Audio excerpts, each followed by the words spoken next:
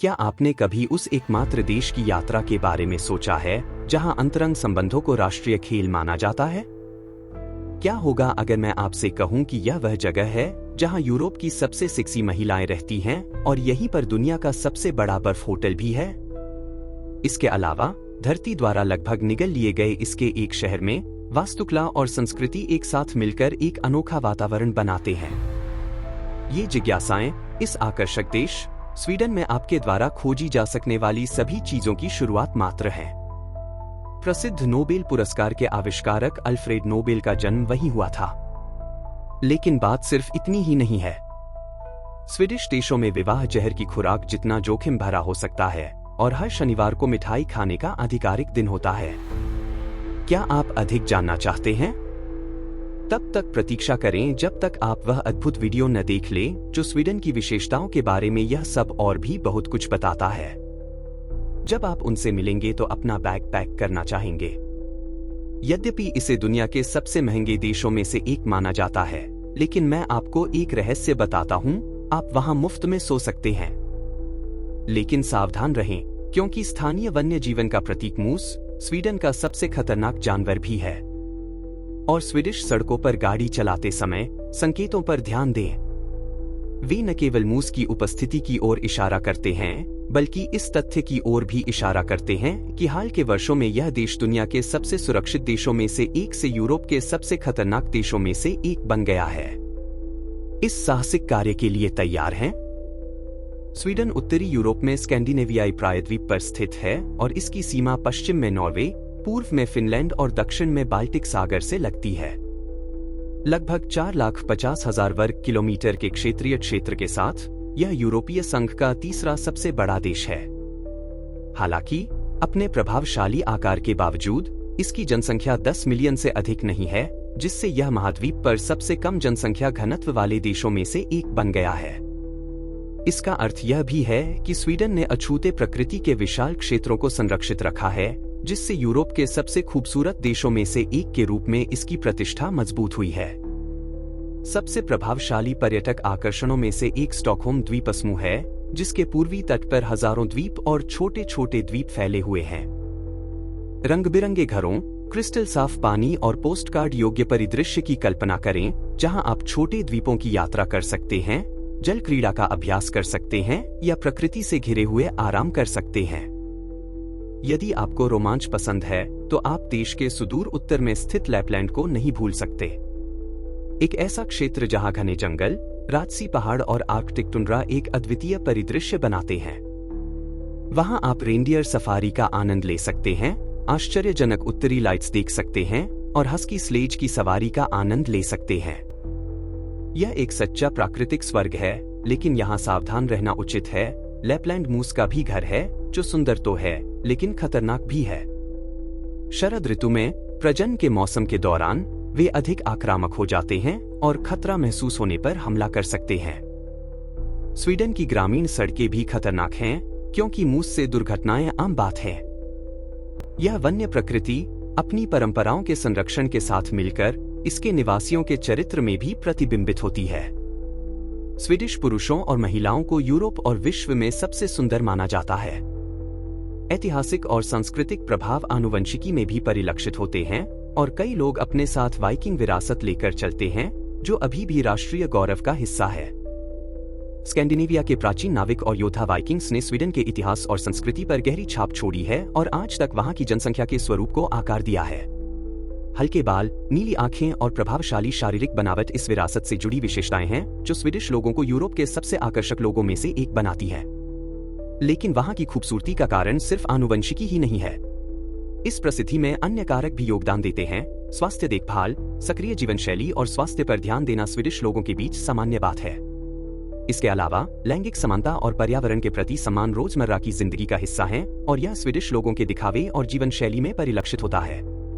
Sweden अपने उच्च जीवन स्तर, सामाजिक मॉडल और स्थायित्व के प्रति अपनी मजबूत प्रतिबद्धता के लिए व्यापक रूप से जाना जाता है। हालांकि हाल के वर्षों में कुछ बदलाव आया है। जो देश कभी सबसे सुरक्षित देशों में से एक था, वह अब यूरोप में सशस्त्र हिंसा के उच्चतम स्तर वाले देशों में से एक है। अजीब है ना? स्वीडिश आबादी का एक बड़ा हिस्सा स्टॉकहोम, गोथेनबर्ग और माल्मो जैसे बड़े शहरों में रहता है। उत्तर में बड़े क्षेत्र लगभग निर्जन रह गए हैं, जिससे उनके प्राकृतिक वातावरण की जंगली और अछूती सुंदरता को संरक्षित रखने में मदद मिलती है। स्वीडिश भूगोल की विशेषता बड़े जंगल, स्वच्छ झीलें और ऊबड़-खाबड़ तट हैं। उत्तर में पहाड़ी क्षेत्रों में, जैसे कि स्कैंडिनेवियाई पर्वत, देश का सबसे ऊंचा स्थान माउंट केब्नेकाइस है। मध्य और दक्षिण में विशाल मैदान और उपजाऊ भूमि फैली हुई है, जिसके बीच हजारों नदियां और झीलें हैं, जो पोस्टकार्ड के योग्य परिदृश्य निर्मित करती हैं। स्वीडन के सबसे आकर्षक स्थानों में से एक आर्कटिक सर्कल के पास स्थित किरुना का आकर्षक शहर है। यह किसी परीक्षा से निकला शहर जैसा लगता है, लेकिन हाल के वर्षों में वहां की वास्तविकता काफी अलग हो गई है। किरुना सचमुच डूब गया। विश्व की सबसे बड़ी लौह खदान का घर होने के कारण इस शहर के धरती द्वारा पूरी तरह से निगल लिए जाने का खतरा था, क्योंकि खदान की भूमिगत सुरंगों ने इसकी नींव को कमजोर कर दिया था। घरों और जमीन में आई दरारें इस आसन्न खतरे की गवाही दे रही थी। इसलिए सरकार ने निवासियों के समक्ष 3 विकल्प रखे: दूसरे घर में चले जाना, अपने घरों को ट्रक द्वारा ले जाना, या बाजार मूल्य पर 25% छूट पर नया घर खरीदना। परिणामस्वरूप एक नए शहर के निर्माण के लिए लगभग 3,500 घरों को ध्वस्त कर दिया गया, जो अब उत्तरी ध्रुव से केवल 150 किलोमीटर दूर है। किरुना के इस कदम से प्रसिद्ध किरुना आइस होटल भी प्रभावित हुआ, जो 5,500 वर्ग मीटर में फैला हुआ विश्व का सबसे बड़ा आइस होटल है। यह होटल पूरी तरह से बर्फ और हिम से बना है तथा हर साल गर्मियों में जब इसकी संरचना पिघल जाती है तो इसका पुनर्निर्माण किया जाता है। उत्तरी स्वीडन के जुक्कासजार्वी में स्थित किरुना आइस होटल एक अद्वितीय आवास अनुभव प्रदान करता है। हालांकि यदि आप अपने बर्फ वाले कमरे में सोना चाहते हैं तो आपको -5 डिग्री सेल्सियस जैसे कम तापमान के लिए भी तैयार रहना चाहिए। आराम सुनिश्चित करने के लिए मेहमानों को विशेष स्लीपिंग बैग में सोने की व्यवस्था की जाती है और सुबह उन्हें स्फूर्तिदायक गर्म जूस के साथ जगाया जाता है। और एक और सुझाव, बर्फ के होटल में एक ठंडी रात के साथ साइट पर उपलब्ध लकड़ी के शैलेट में एक गर्म रात का संयोजन करना अच्छा है। प्रसिद्ध आइस होटल के अतिरिक्त स्वीडन में एक विचित्र होटल जंबो स्टे भी है, जो स्टॉकहोम अर्लांडा हवाई अड्डे पर खड़ी बोइंग 747 में स्थित है। यह होटल विमानन प्रेमियों के लिए आदर्श है और उन लोगों के लिए एक अनूठा अनुभव प्रदान करता है जो जमीन से उड़ान भरे बिना विमान में ही रहना चाहते हैं।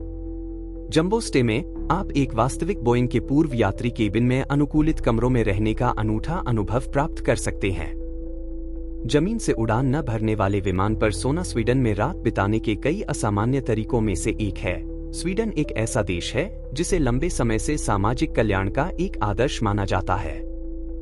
हालांकि हाल के वर्षों में इस वास्तविकता में भारी बदलाव आया है। स्वीडन, जिसे हमेशा से विश्व में सबसे सुरक्षित और स्थिर देशों में से एक माना जाता रहा है, अब बंदूक हिंसा में चिंताजनक वृद्धि का सामना कर रहा है। यह देश, जो कभी राजनीतिक स्थिरता और राज्य की कार्यकुशलता के लिए एक मानक था, अब नकारात्मक रूप से सामने आ रहा है, क्योंकि यह आग्नेयास्त्रों से होने वाली मौतों के मामले में यूरोप में दूसरे स्थान पर है। इस व्यापक परिवर्तन को कई कारक प्रभावित कर रहे हैं, जिनमें तेजी से बढ़ती अप्रवासी आबादी को एकीकृत करने में आने वाली कठिनाइयां भी शामिल हैं, जो अब स्वीडिश आबादी का 5वां हिस्सा है। यह समूह प्रायः अलग-थलग क्षेत्रों में रहता है, जहां अवसरों की कमी और वित्तीय प्रणाली के प्रति अविश्वास ने आपराधिक गिरोहों के उभरने के लिए उपजाऊ जमीन तैयार कर दी है। ये गिरोह, जो एक दूसरे तथा सुरक्षा बलों के साथ संघर्षरत हैं, नशीले पदार्थों की बिक्री से लाभ कमाते हैं तथा इससे हथियारों की मांग बढ़ जाती है, जिससे हिंसा में वृद्धि होती है। फिर भी स्वीडन एक उच्च जीवन स्तर वाला देश बना हुआ है और जो पर्यटक इस प्रकार के अपराध में भाग नहीं लेते हैं, उन्हें देश में आने पर कोई समस्या होने की संभावना नहीं है। बढ़ती हिंसा के इस परिदृश्य ने आव्रजन और सामाजिक एकीकरण नीति के मुद्दे को स्वीडिश राजनीति में एक केंद्रीय विषय बना दिया है, जिसका उद्देश्य जीवन की गुणवत्ता को बहाल करना और देश को एक सुरक्षित और समृद्ध स्थान बनाना है। इन चुनौतियों के बावजूद स्वीडन में जीवन की गुणवत्ता उच्च बनी हुई है, आंशिक रूप से इसलिए क्योंकि यह उन कुछ देशों में से एक है जहां वस्तुतः कोई ओवरटाइम नहीं होता है। वहां अवकाश के समय के प्रति सम्मान एक पवित्र बात है। अधिकांश कंपनियों के पास स्वचालित प्रणालियां होती हैं जो दिन के अंत में स्वचालित उत्तर भेजती हैं, कार्य दिवस समाप्त हो गया है, हम कल वापस आएंगे। इसके अलावा अवकाश का समय इतना मूल्यवान है कि यहाँ एक राष्ट्रीय कैंडी खाने का दिन भी है, जो एक विशेष परंपरा है जो हर शनिवार को मनाई जाती है। दिलचस्प बात यह है कि यह परंपरा, जिसे लोर्डाग्सगोडिस, जिसका अर्थ है मीठा शनिवार, के रूप में जाना जाता है, 1940 के दशक में स्वीडिश सरकार के एक अध्ययन के बाद शुरू हुई थी, जिसमें शारीरिक और मानसिक स्वास्थ्य पर चीनी के सेवन के प्रभावों की जांच की गई थी। इसका परिणाम यह हुआ कि मिठाई का अत्यधिक सेवन दांतों के लिए हानिकारक था और इसलिए इस विचार ने जन्म लिया कि सप्ताह में एक दिन मिठाई के लिए अलग रखा जाए। तब से स्वीडन वासियों में शनिवार को विशेष कैंडी स्टोर या सुपरमार्केट में जाने की प्रथा बन गई है, जहां वे चॉकलेट से लेकर च्यूइंग गम और कैंडीज और च्यूइंग गम तक विभिन्न प्रकार की मिठाइयां चुनते हैं। हालांकि स्वीडन में रहना आपकी जेब पर भारी बोझ पड़ सकता है। देश में जीवनयापन की लागत यूरोप में सबसे अधिक है। मध्य श्रेणी के होटलों के लिए किराया प्रति रात्रि लगभग 150 यूरो है। किराए के मामले में भी स्थिति बहुत खराब नहीं है। स्टॉकहोम या गोथेनबर्ग जैसे शहरों में केंद्र में एक कमरे वाले अपार्टमेंट का किराया आसानी से 1000 यूरो प्रति माह से अधिक हो सकता है। लेकिन जो साहसी लोग पैसा बचाना चाहते हैं और प्रकृति के साथ संपर्क में रहना चाहते हैं, उनके लिए स्वीडन के पास एक अनूठा समाधान है।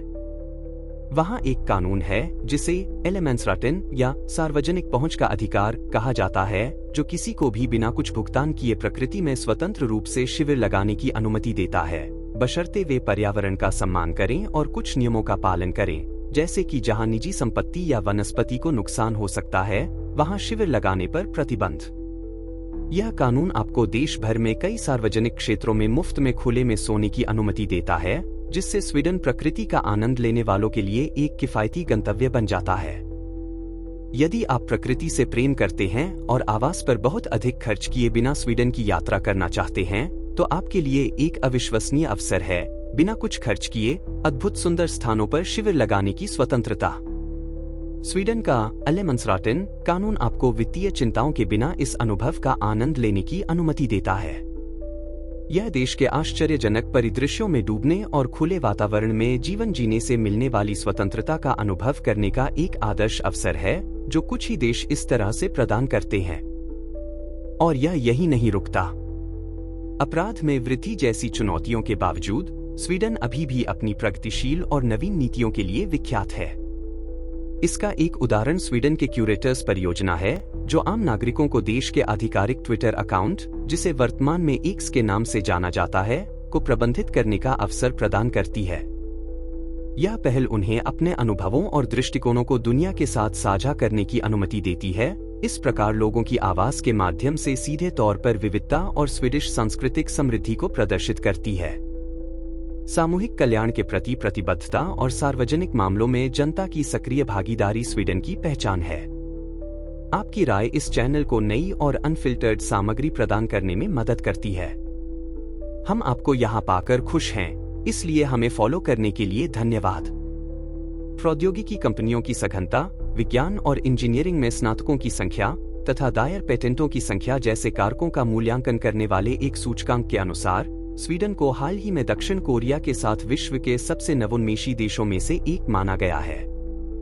नवाचार पर यह ध्यान इस बात को स्पष्ट करता है कि क्यों आइकिया, एरिक्सन और स्पॉटिफाई जैसी प्रमुख वैश्विक कंपनियां स्वीडन में उभरी।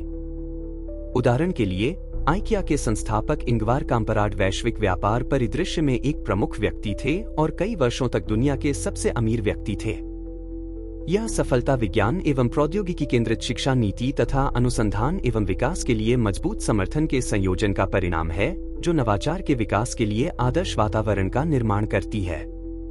स्वीडिश उत्कृष्टता का प्रतिनिधित्व अल्फ्रेड नोबेल जैसी प्रतिष्ठित हस्तियों द्वारा भी किया जाता है, जो प्रतिष्ठित नोबेल पुरस्कारों के निर्माता हैं, जो भौतिकी, रसायन विज्ञान, चिकित्सा, साहित्य और शांति जैसे क्षेत्रों में असाधारण उपलब्धियों को मान्यता देते हैं। नोबेल का जन्म 1833 में स्टॉकहोम में हुआ था और वे एक आविष्कारक, इंजीनियर और व्यवसायी थे। उनकी सबसे बड़ी उपलब्धि डायनामाइट का आविष्कार था, एक ऐसी तकनीक जिसने खनन और निर्माण उद्योगों को बदल दिया, लेकिन अंततः इसका उपयोग युद्धों में भी किया गया। स्वीडन अपनी प्राकृतिक सुंदरता, नवीनता और इतिहास के मिश्रण के साथ विश्व को आकर्षित करता रहा है, चाहे वह इसकी असामान्य जिज्ञासाओं के कारण हो या विज्ञान और वैश्विक प्रगति में इसके महत्वपूर्ण योगदान के कारण। अपनी वसीयत में अल्फ्रेड नोबेल ने अपनी विशाल संपत्ति का अधिकांश हिस्सा नोबेल पुरस्कारों की स्थापना के लिए छोड़ दिया, जो उन लोगों के लिए एक श्रद्धांजलि है जिन्होंने भौतिकी, रसायन विज्ञान, चिकित्सा, साहित्य और निश्चित रूप से शांति को बढ़ावा देने जैसे क्षेत्रों में असाधारण योगदान दिया है। यह संभव है कि यह अंतिम श्रेणी अपने सबसे प्रसिद्ध आविष्कार, डायनामाइट की काली विरासत को कम करने के लिए उभरी हो। इन सम्मानों को प्रदान करने का पहला समारोह उनकी मृत्यु के 5 साल बाद उनके सटीक निर्देशों के अनुसार 1901 में आयोजित किया गया था। यह तथ्य कि नोबेल पुरस्कार स्वीडन में प्रदान किए जाते हैं विभिन्न क्षेत्रों में उत्कृष्टता, रचनात्मकता और प्रगति को बढ़ावा देने में इस देश के अद्वितीय गुणों को रेखांकित करता है। विशेष विशेषताओं की बात करें तो स्वीडिश सर्दी साहसिक यात्रियों को एक अनूठा अनुभव प्रदान करती है। प्रसिद्ध बर्फ की सड़कें जो देश के सुदूर उत्तर में जमी हुई झीलों और नदियों के ऊपर बनती हैं। जब तापमान बहुत गिर जाता है और 0 से 30 डिग्री नीचे या उससे भी नीचे चला जाता है तो ये बर्फीली सड़कें कारों और ट्रकों के लिए वास्तविक मार्ग बन जाती हैं तथा उन्हें पार करने का साहस करने वाले किसी भी व्यक्ति के लिए रोमांचक चुनौती बन जाती हैं। ये जमी हुई सड़कें आपको अविश्वसनीय स्थलों तक ले जा सकती हैं, जैसे कि अबिस्को, जो स्वीडन में उन लोगों के लिए सबसे लोकप्रिय स्थानों में से एक है जो उत्तरी रोशनी के जादू का आनंद लेना चाहते हैं। अबिस्को देश के सुदूर उत्तर में स्थित है और यह दुनिया के सबसे ठंडे स्थानों में से एक है, जहां सर्दियों में तापमान -40 डिग्री सेल्सियस से नीचे चला जाता है। यह क्षेत्र साइबेरिया के ओम्याकॉन के समान अक्षांश पर स्थित है, जिसे दुनिया का सबसे ठंडा बसा हुआ शहर माना जाता है। चूंकि यह लगभग निर्जन क्षेत्र है तथा प्रकाश प्रदूषण भी बहुत कम है, इसलिए अबिस्को शानदार उत्तरी ज्योतियों के अवलोकन के लिए आदर्श परिस्थितियां प्रदान करता है। इस घटना को देखने का सबसे अच्छा समय सितंबर और मार्च के बीच है, जब रातें लंबी और अंधेरी होती हैं। आप एक संगठित टूर में शामिल हो सकते हैं या अधिक जादुई अनुभव के लिए स्वयं प्रकाशित आकाश का अन्वेषण कर सकते हैं। अबिस्को में सर्वोत्तम अवलोकन बिंदुओं में से एक ऑरोरा स्काई स्टेशन है, जो एक ऊंचा प्लेटफार्म है जहां से रात्रि आकाश का मनोरम दृश्य और एक अद्भुत दृश्य दिखाई देता है। स्वीडन के बारे में कुछ विचित्र तथ्य यहाँ दिए गए हैं। क्या आपने कभी सोचा है कि स्वीडन को इतना आकर्षक और साथ ही इतना अलग क्या बनाता है? आइए इस नॉर्डिक देश की सबसे अजीब और यहाँ तक कि विचित्र परंपराओं और रीति रिवाजों के बारे में अधिक जानें, जो प्राचीन और आधुनिक के बीच संतुलन में रहता है। स्वीडन के बारे में 9 तथ्य जानने के लिए तैयार हो जाइए जो आपको आश्चर्यचकित कर देंगे। 1. रक्त का उपयोग होने पर रक्तदाताओं को एक टेक्स्ट संदेश प्राप्त होता है। स्वीडन में रक्तदान सिर्फ एकजुटता का कार्य नहीं है, यह एक ऐसी प्रक्रिया भी है जो दाता को उसके दान के प्रभाव से जोड़ती है। जब भी किसी व्यक्ति के दान किए गए रक्त का उपयोग आधान के लिए किया जाता है तो दाता को एक टेक्स्ट संदेश प्राप्त होता है। कल्पना कीजिए कि आपके मोबाइल फोन पर एक संदेश आए कि आपके रक्त ने एक जीवन बचाया है। यह एक ऐसी पहल है जो वास्तव में स्वीडिश लोगों को दान जारी रखने के लिए प्रोत्साहित करती है। ऐसे देश में जहां सार्वजनिक स्वास्थ्य को गंभीरता से लिया जाता है, यह दानदाताओं को धन्यवाद देने और प्रेरित करने का एक रचनात्मक और प्रभावी तरीका है। 2. सार्वजनिक पहुंच का अधिकार एलेमेंसरेटन। स्वीडन में प्रकृति सबकी है। एलेमेंसरेटन अर्थात सार्वजनिक पहुंच का अधिकार के तहत कोई भी व्यक्ति बिना अनुमति के जंगलों का पता लगा सकता है, झीलों में तैर सकता है, जंगली फल तोड़ सकता है और यहाँ तक कि निजी संपत्ति पर शिविर भी लगा सकता है। लेकिन इस अधिकार के साथ एक कर्तव्य भी आता है। आगंतुकों को पर्यावरण का सम्मान करना चाहिए, पीछे कोई कूड़ा कचरा नहीं छोड़ना चाहिए तथा प्रकृति का सम्मान करना चाहिए। यह प्रथा राष्ट्रीय गौरव और स्वीडिश संस्कृति का हिस्सा है, क्योंकि यह प्रकृति के साथ संबंध और पर्यावरण के प्रति सम्मान को मजबूत करती है। 3. फिका की परंपरा स्वीडिश कॉफी ब्रेक। स्वीडन वासी अपनी कॉफी परंपरा को बहुत गंभीरता से लेते हैं, इतना अधिक कि इसके लिए एक विशेष शब्द है, फिका। स्वीडन में कॉफी ब्रेक आमतौर पर मीठी रोटी के साथ लगभग सामान्य बात है, लेकिन यह सिर्फ कॉफी के बारे में ही नहीं है। फिका आराम करने, सामाजिक मिलजोल बढ़ाने और गति धीमी करने का समय है, जो ऐसे देश में आवश्यक है जहां कार्य जीवन संतुलन को अत्यधिक महत्व दिया जाता है। दिलचस्प बात यह है कि स्वीडन दुनिया के सबसे बड़े कॉफी उपभोक्ताओं में से एक है, जहां प्रति व्यक्ति वार्षिक खपत 8 किलोग्राम से अधिक है। 4. स्वीडन में बच्चों के नामकरण पर कानून। स्वीडिश सरकार अपने नागरिकों के नामों को गंभीरता से लेती है और इसकी शुरुआत शिशुओं से होती है। किस प्रकार का नाम पंजीकृत किया जा सकता है, इसके संबंध में सख्त नियम है। इसका मतलब यह है कि कुछ नाम जिन्हें अनुचित या अजीब माना जाएगा, उन्हें अस्वीकार कर दिया जाएगा। मेटालिका, सुपरमैन जैसे मामलों और यहां तक कि एक बच्चे का नाम ब्रफ XXXXM116 रखने के प्रयास को भी अस्वीकार कर दिया गया। अधिकारियों का तर्क है कि नामों से बच्चे की गरिमा और व्यक्तित्व की रक्षा होनी चाहिए और शायद भविष्य में शर्मिंदगी से बचा जा सके। 5. सुरस्ट्रोमिंग, दुनिया की सबसे बदबूदार किण्वित मछली। स्वीडिश भोजन की भी अपनी विशिष्टताएं हैं और स्वीडन की प्रसिद्ध किण्वित मछली सुरस्ट्रोमिंग की तुलना में कुछ भी नहीं। इसकी गंध इतनी तीव्र और तीखी होती है कि कई लोग पर्यावरण को प्रदूषित होने से बचाने के लिए डिब्बे को खुले में खोलना पसंद करते हैं। सुरस्ट्रोमिंग किण्वित हेरिंग मछली है जो पारंपरिक रूप से देश के उत्तरी भाग में पाई जाती है और इसे दुनिया के सबसे सुगंधित खाद्य पदार्थों में से एक माना जाता है। कई स्वीडिश लोग मानते हैं कि वे इसे खाने से बचते हैं, लेकिन जो लोग इस अनोखे व्यंजन के सच्चे प्रशंसक हैं, उनके लिए यहाँ एक वार्षिक उत्सव भी होता है। 6. माइक्रोचिप प्रत्यारोपण। यदि आप सोचते हैं कि भविष्य अभी बहुत दूर है, तो स्वीडन आपको यह दिखाने के लिए तैयार है कि वह आ चुका है। लगभग 3 लाख स्वीडिश लोगों की त्वचा के नीचे पहले से ही माइक्रोचिप प्रत्यारोपित है, जिसका उपयोग वे दरवाजे खोलने, बिलों का भुगतान करने, व्यक्तिगत डेटा तक पहुंचने और यहां तक कि सार्वजनिक परिवहन टिकटों को बदलने के लिए कर सकते हैं। आप इस प्रौद्योगिकी के अग्रिम मोर्चे पर हैं, जो देखने में विज्ञान कथा जैसी लगती है, लेकिन वास्तविक है और रोजमर्रा के उपयोग के लिए उपयुक्त है। 7. कनेलबुले दिवस, दालचीनी रोल के लिए स्वीडिश जुनून। क्या आप जानते हैं कि स्वीडन में दालचीनी ब्रेड को समर्पित एक अवकाश होता है? यह सही है। 4 अक्टूबर को कनेलबुले दिवस मनाया जाता है, जो स्वीडिश लोगों के पसंदीदा व्यंजन का उत्सव है। इस दिन देश भर में बेकरी और कैफे बड़ी मात्रा में ब्रेड बेचते हैं और लोग देश की सबसे पारंपरिक मिठाइयों में से एक का आनंद लेते हैं। यह हमारे राष्ट्रीय जुनूनों में से एक है और स्वीडिश व्यंजनों के प्रतीकों में से एक है। 8. लागोम की संस्कृति, न बहुत ज्यादा न बहुत कम। अंत में हमारे पास लैगोम शब्द है, जिसका कोई सटीक अनुवाद नहीं है, लेकिन इसका अर्थ कुछ इस प्रकार है: न बहुत अधिक न बहुत कम, बस पर्याप्त। स्वीडन के लोग हर चीज में इस जीवन शैली का पालन करते हैं, काम से लेकर वित्तीय मामलों तक, सामाजिक जीवन से लेकर अवकाश तक। लागोम का अर्थ है संतुलन और संयम, तथा यह स्वीडन में उच्च गुणवत्ता वाले जीवन और निम्न तनाव स्तर का एक रहस्य है। स्वीडिश लोगों के लिए अच्छी तरह से जीने का मतलब है संतुलन में रहना। इन जिज्ञासाओं के अलावा स्वीडन में महिलाओं के बारे में एक और दिलचस्प और कुछ हद तक विचित्र तथ्य है। 19वीं सदी के अंत में वे पढ़ाई कर सकती थीं और कुछ क्षेत्रों में काम भी कर सकती थीं, लेकिन शारीरिक गतिविधियों पर उन पर अजीब प्रतिबंध थे। उदाहरण के लिए 1920 में स्वीडिश अधिकारियों ने महिलाओं को मैराथन में भाग लेने से इस आधार पर प्रतिबंधित कर दिया था कि लंबी दूरी तक दौड़ने से महिलाओं के स्वास्थ्य को नुकसान पहुंच सकता है और माताओं की भूमिका खराब हो सकती है।